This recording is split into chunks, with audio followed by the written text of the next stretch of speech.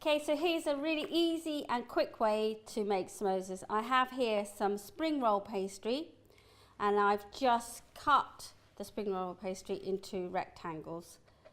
And then what I'm going to do is just take 2 pieces of the spring roll and put it flat onto my surface like this.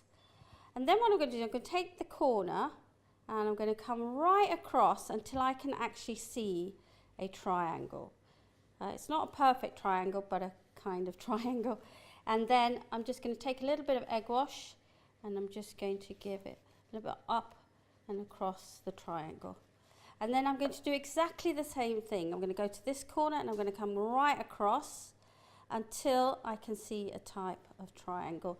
I'm going to press it down, and then I'm going to just make sure that this is quite closed, because if you're frying, that's very important, otherwise you're just going to get quite a lot of oil into the samosa. However, we're not frying, we're actually baking, so we're not too concerned. I'm going to turn it round, and then if I lift it up, you'll see that we've actually got a pocket there to fill. So I'm just going to take some of my Bombay potato I made earlier. I'm going to fill it with that. You can fill samosas with whatever you like, any leftovers, as long as it's quite dry, it'll work. I've filled it with a Sunday roast before now. There are no rules in what your samosas should have as a filling. Okay. And then I've got 2 flaps, 1, 2. I'm going to take the first flap and just, again, put a bit of egg wash on it. And then I'm going to just take it across my filled samosa, and then I'm just going to mould it on. And then my last flap here, again, just a little bit of egg wash. And there you go, a delicious samosa. Sometimes I do like, this is a perfect samosa, and you fill it like that, but I like to leave that because when it's in the oven it goes nice and crispy and it curls over, and it just makes it look much nicer. And then you just want to place them on a tray, leave some room apart so that they all become really nice and crispy all around, and just make sure that you coat them really well. You can turn them around as well, make sure they get a really nice coating of the oil. And then go into the oven at 190 for just 15 to 20 minutes, depending on how hot your oven gets.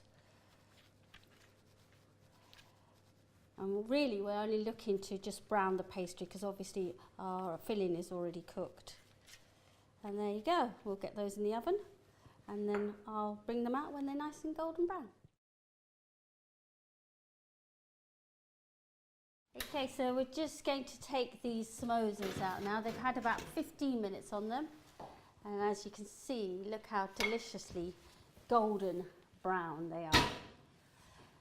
Now, just going to put them onto a bit of absorbent kitchen paper. Now, I've got asbestos hands. If you can't stand the heat, just use some tongs. Just really just to absorb the tiny bit of oil that's on there. It's not much oil at all. Just going to move this out the way. And let's just plate them up. And now look how beautifully crispy they are. Can you hear that? No grease, just delicious, healthy samosas. Fantastic for a snack, great to give to your children when they come home. Now these are actually under 100 calories. So even better for kids' packed lunches, or even for you to have as a snack when you have your cold lager or a chilled glass of wine in the garden when it's nice and warm like today. Samosas, baked, not fried.